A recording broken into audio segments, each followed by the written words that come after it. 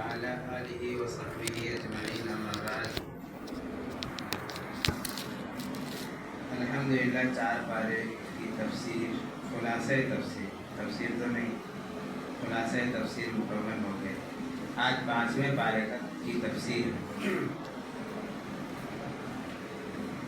وَأُحِلَّ لَكُم مَّا وَرَاءَ ذَلِكُمْ. چوتھے پارے کے آخر میں بیان کیا گیا تھا کہ کون سی عورتیں حرام ہیں، یعنی ان سے نکاح کرنا حرام ہے اور ان سے پردہ بھی ضروری نہیں ہے. وہ 13 عورتیں شاید بیان کی گئی تھیں. آج بیان کر رہے ہیں کہ حلال عورتیں کون سی ہیں، یعنی جن سے نکاح کرنا جائز ہے. فرمایا احل لکم ما وراء ذالکم.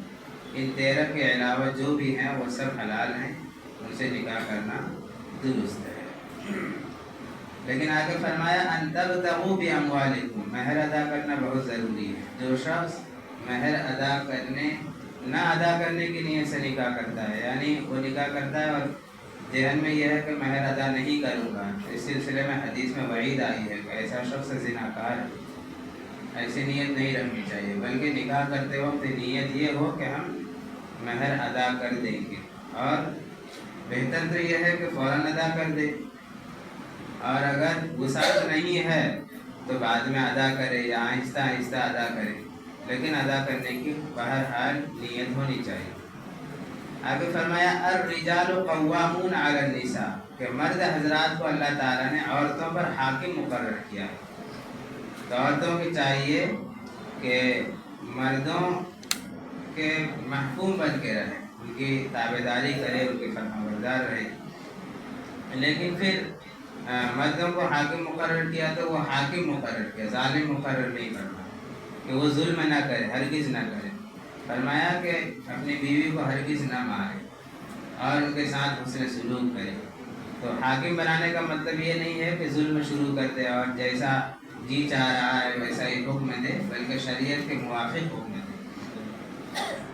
مردوں کو حاکم اس لیے بھی مقرر کیا کہ یہ اخراجات کا ذمہ دار ہوتا ہے، جتنے بھی خرچے وغیرہ ہیں سب مرد پر لازم ہوتا ہے.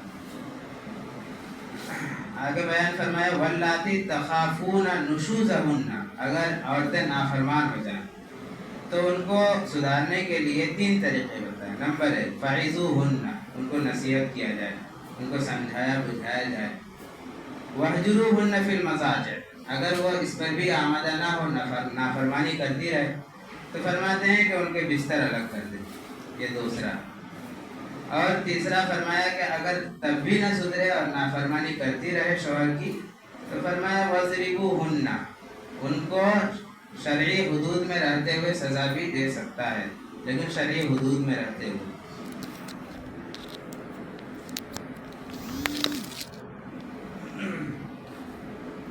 آگے وَإِن كُنتُم مَّرْضَىٰ أَوْ عَلَىٰ سَفَرٍ أَوْ جَاءَ أَحَدٌ مِّنكُم مِّنَ الْغَائِطِ أَوْ لَامَسْتُمُ النِّسَاءَ. یہاں سے تیمم کا بیان ہے کہ آدمی اگر سفر پر ہے یا بیمار ہے، 2 صورتوں میں تیمم کی اجازت ہوتی ہے، لیکن شرائط کے ساتھ. سفر میں ہے یعنی کہ اس کو پانی نہیں مل رہا ہے، یا پانی ہے تو 1 کلومیٹر کی دوری پر ہے، تو وہاں سے جانے آنے میں نماز کا وقت بھی نکل سکتا ہے. تو اگر پانی موجود نہیں ہے اور صرف اتنا پانی ہے کہ ہم پی سکتے ہیں، تو پینے کا بچا کر، اگر پانی نہ بچے تو پھر تیمم کرنے کی اجازت ہے. اسی طرح اگر کوئی آدمی بیمار ہے تو ان کو تیمم کی اجازت ہے، لیکن ماہر مسلمان ڈاکٹر نے کہا ہو، یعنی وہ سمجھتا ہو نماز کی اہمیت کو اور وضو کی اہمیت کو، تو وہ اگر منع کر دیا تو پھر ایسے مریض کو تیمم کرنے کی اجازت ہوگی.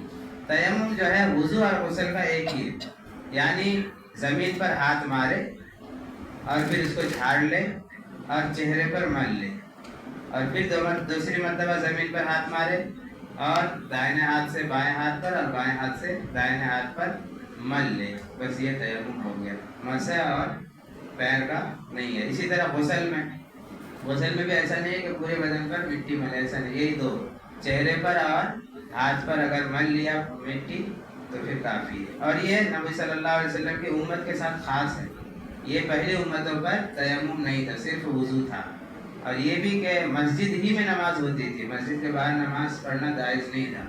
لیکن نبی صلی اللہ علیہ وسلم کی امت میں یہ سہولت دی گئی، تیمم کو جائز قرار دیا، اور مسجد کے علاوہ بھی اگر کہیں سفر پر ہیں، مشکل ہے، تو پھر نماز پڑھ سکتے ہیں۔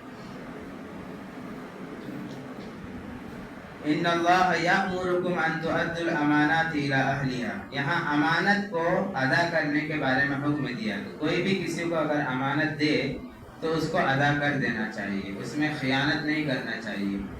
اور امانت صرف مال اور اسباب میں نہیں بلکہ باتوں میں بھی ہے۔ ایک آدمی راز کی بات اگر بتلایا تو دشمنی بھی ہو جائے تو ہم ظاہر نہ کریں، کیونکہ یہ امانت ہے، اور امانت کو پورا کرنا اللہ تعالیٰ کا حکم ہے۔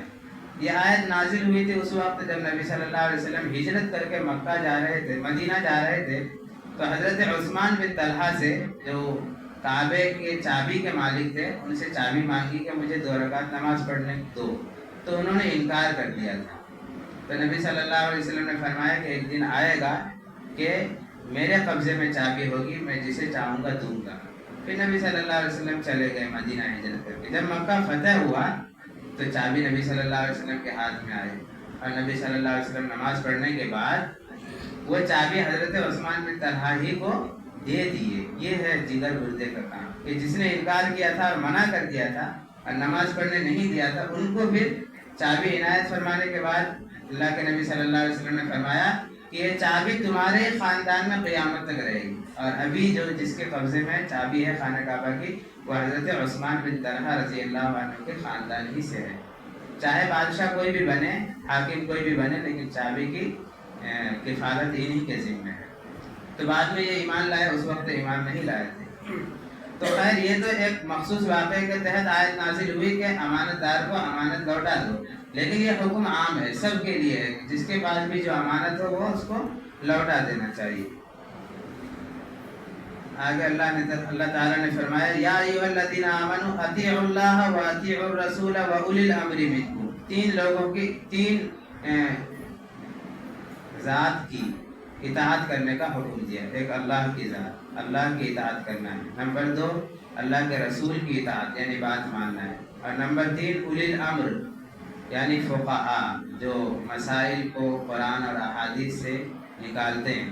بعض دفعہ ایسا ہوتا ہے کہ کوئی بات قرآن اور حدیث میں صریح طور پر نہیں لکھا ہوتا، اس کو قرآن اور حدیث کے تہ میں جا کر کے غور و فکر کرنے کے بعد مسائل نکالے جاتے ہیں۔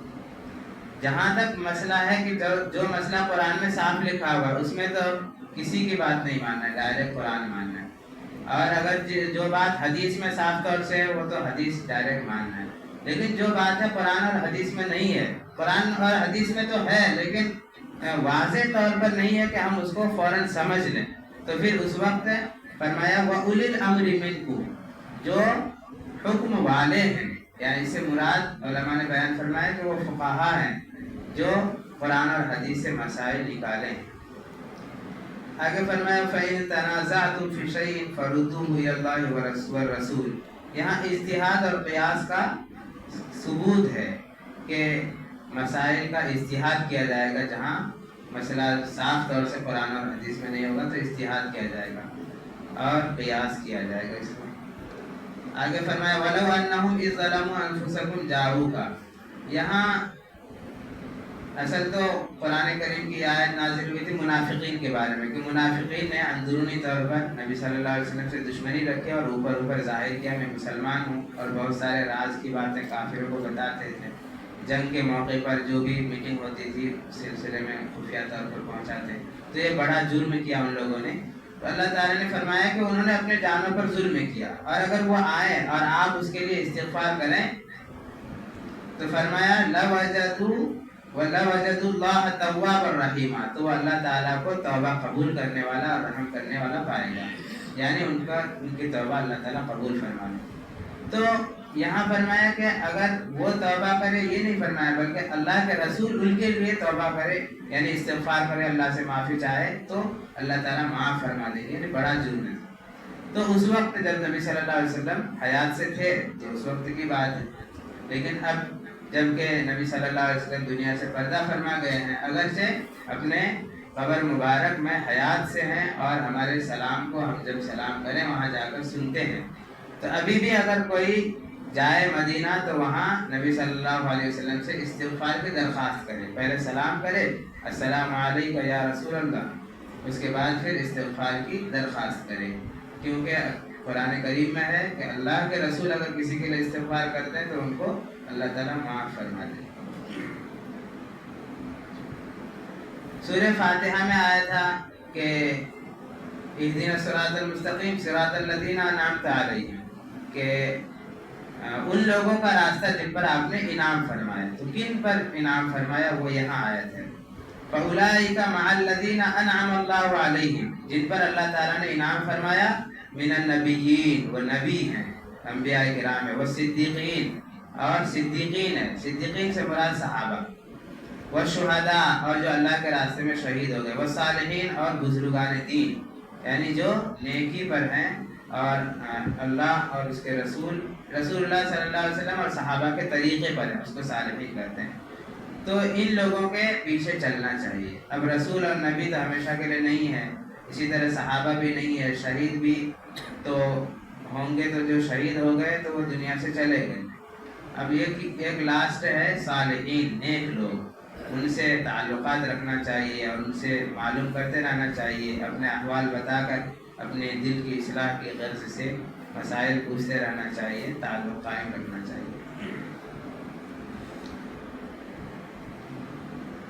یہاں آگے وَلَوْ رَدُّوهُ إِلَى الرَّسُولِ وَإِلَى أُولِي الْأَمْرِ مِنْهُمْ، یہاں سے جو ہے یہ بتایا گیا ہے کہ اگر کوئی بات قرآن کریم میں واضح طور سے تمہیں نہ ملے تو پھر علماء سے رجوع کرنا چاہیے. رسول سے رجوع کریں، اگر رسول نہیں ہے زندہ تو علماء سے رجوع کرنا چاہیے.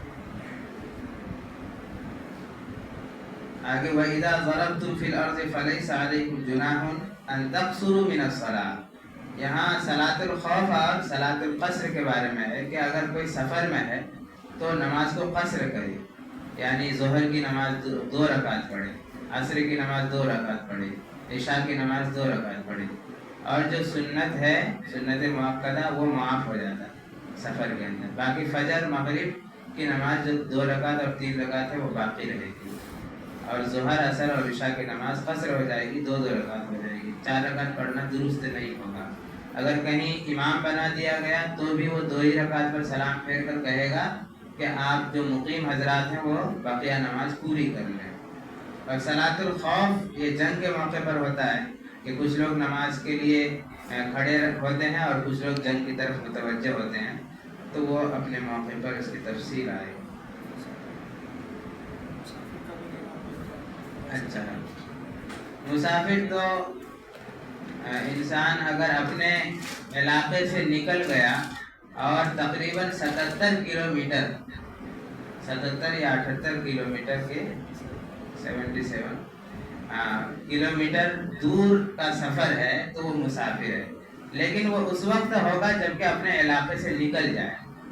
اگر اپنے علاقے کے اندر ہی ہے، بستی میں موجود ہے، تو وہ نکلا ہے تو اگر نماز کا وقت ہوا تو مکمل نماز پڑھے گا.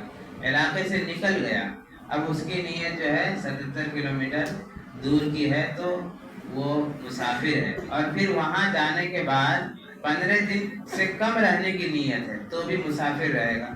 اگر 15 دن ٹھہرنے کی نیت ہے یا اس سے زیادہ تو پھر وہ مقیم ہو جائے گا اور مکمل نماز پڑھے گا. اور کوئی اگر یہاں سے گاؤں جاتا ہے اپنا گھر تو وہ مقیم رہے گا. گھر پہنچنے کے بعد راستے میں تو مسافر رہے گا، لیکن جیسے ہی گھر پہنچا تو وہ مقیم ہو جائے گا، چاہے 2 دن کے لیے گھر گیا ہو، کیونکہ اس کا اپنا وطن ہے تو اپنے وطن میں وہ مسافر نہیں ہوگا. آگے وَمَن يُشَاقِقِ الرَّسُولَ مِن بَعْدِ مَا تَبَيَّنَ لَهُ الْهُدَىٰ، یہاں 2 چیزوں کے بارے میں بتایا گیا ہے کہ بڑا گناہ ہے. پہلا یہ کہ رسول کی مخالفت کرنا، اگر کوئی رسول کی مخالفت کرتا ہے تو وہ کافر ہے اور وہ بڑا مجرم ہے. اور دوسرا یہ بتایا گیا کہ جس مسئلے میں، جس بات پر تمام مسلمان متفق ہو، اس میں الگ راستہ نہیں اختیار کرنا چاہیے. وَمَن يَتَّبِعْ غَيْرَ سَبِيلِ الْمُؤْمِنِينَ، جو شخص مسلمانوں کے راستے کے علاوہ کی اتباع کرے گا، نُوَلِّهِ مَا تَوَلَّىٰ، ہم اس کو اسی طرف پھیر دیں گے، وَنُصْلِهِ جہنم، اور اسے جہنم میں داخل کر دیں گے. تو اس سے پتہ چلتا ہے کہ اجماع امت حجت ہے، یعنی تمام امت اگر کسی بات پر متفق ہے تو یہ بھی ایک دلیل ہے کہ یہ صحیح ہے۔ اب اس کے لیے دوسرے دلائل کو نہیں تلاش کریں گے کیونکہ قرآن میں یہ بات آ گئی۔ اسی طرح اگر صحابہ اس بات پر متفق ہو گئے کہ 20 رکعت تراویح ہوگی تو اب پھر اس کے لیے دوسری آیات اور احادیث کو تلاش کرنا ضروری نہیں ہوگا، کیونکہ سب مسلمان ایک بات پر متفق ہو گئے تو وہی حجت اور دلیل ہوگی۔ یہی ہے وَيَتَّبِعْ غَيْرَ سَبِيلِ الْمُؤْمِنِينَ نُوَلِّهِ مَا تَوَلَّى وَنُصْلِهِ جَهَنَّمَ وَسَاءَتْ مَصِيرًا۔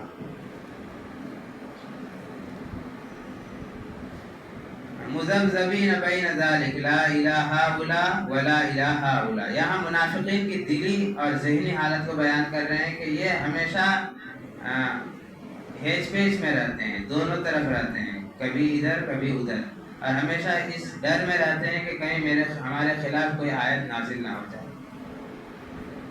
اور آخری آیت ہے سورہ پارہ 5ویں پارے ما یفعل اللہ بعذابکم ان شکرتم وآمنتم۔ یہاں فرمایا کہ اللہ تعالیٰ تمہیں عذاب دے کر کیا کرے گا اگر تم شکر گزار رہو اور ایمان والے رہو۔ یعنی دو چیزوں کے بارے میں بتلایا کہ دو کام اگر کرتے رہو گے تو اللہ تعالیٰ تم پر کبھی عذاب نازل نہیں فرمائے گا۔ نمبر 1 تم ایمان والے ہو یعنی تمہارا عقیدہ درست ہو، اور دوسرا شکر گزار ہو یعنی اللہ تعالیٰ کی نعمتوں کے شکر گزار ہو تو اللہ تعالیٰ تمہیں عذاب دے کر کیا کرے گا یہ بتا رہے ہیں۔ یہ لہجہ بھی کیسا عجیب ہے کہ اللہ تعالیٰ تمہیں عذاب دے کر کیا کرے گا، یعنی اللہ تعالیٰ کو کیا فائدہ ہو تمہیں عذاب دے کر اگر تم ایمان لاؤ اور شکر گزار ہو۔ وَكَانَ اللَّهُ شَاكِرًا عَلِيمًا۔ بلا شبہ اللہ تعالیٰ قدرداں ہے اور خوب جاننے والے۔ اللہ تعالیٰ عمل کی توفیق نصیب فرمائے۔ سبحان اللہ۔